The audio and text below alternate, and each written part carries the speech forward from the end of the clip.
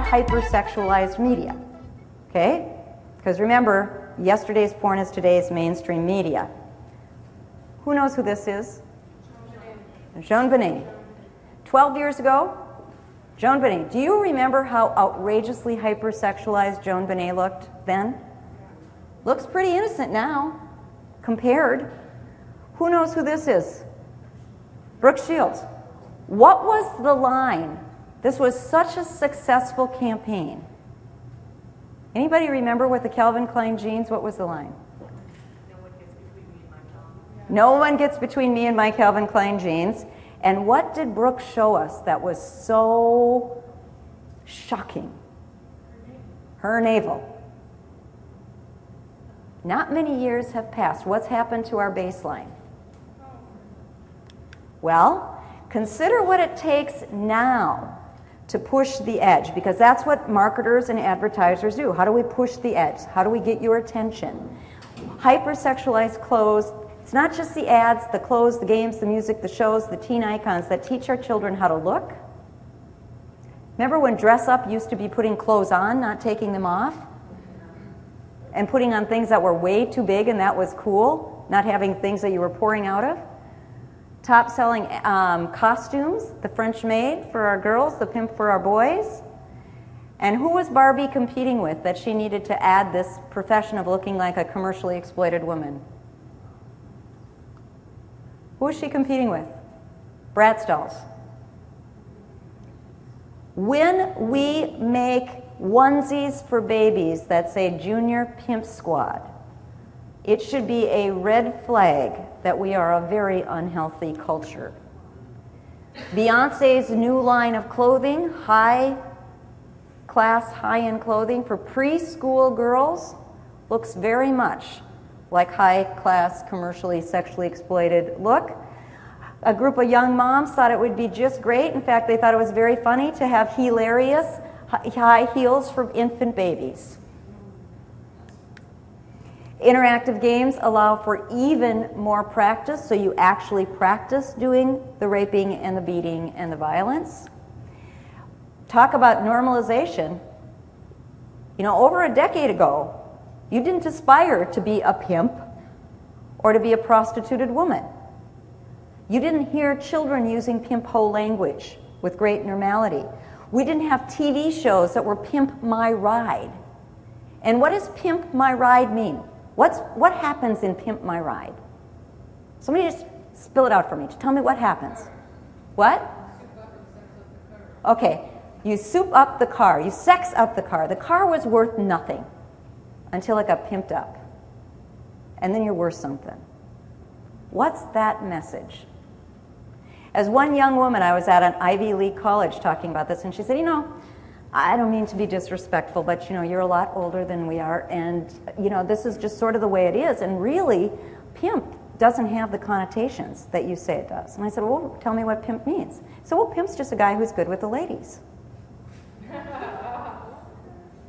I said, now let's go back to that definition of normalization I was talking about.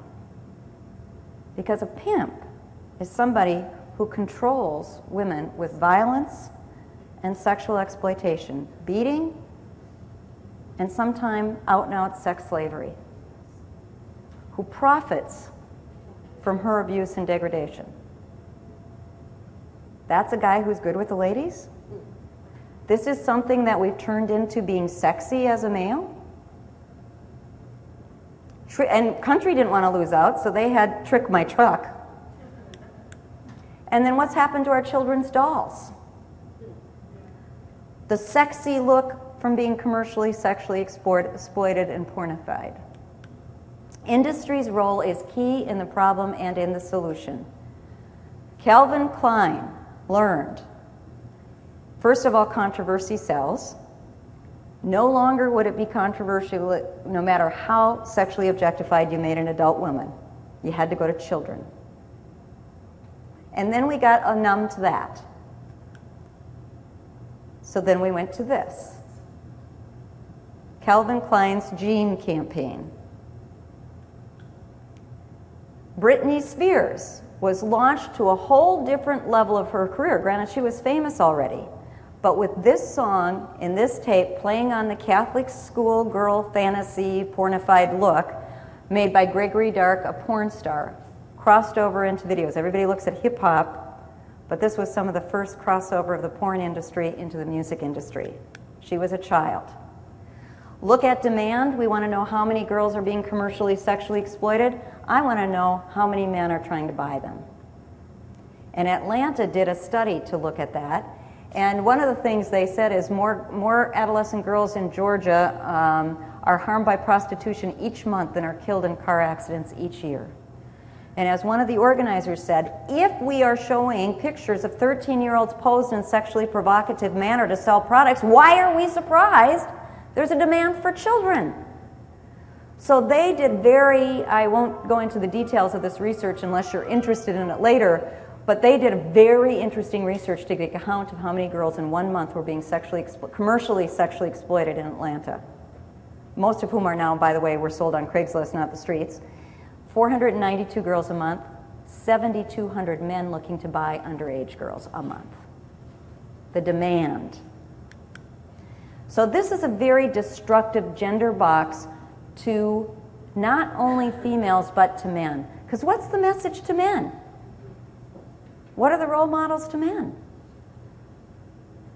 They're very destructive. And the message is clearly that being violent and buying and selling women and girls' bodies for sexual use is normal. It's acceptable. So all of this stuff from all of these places feeds excuses to perpetrate, takes away barriers to perpetrate, makes it harder for bystanders to speak up, shapes how girls and boys see themselves as objects or as the users, and by default, and I cannot say this right up there with normalization, this concerns me. By default, pornography is our prime sex educator because we don't allow, a lot of times, really comprehensive, accurate information.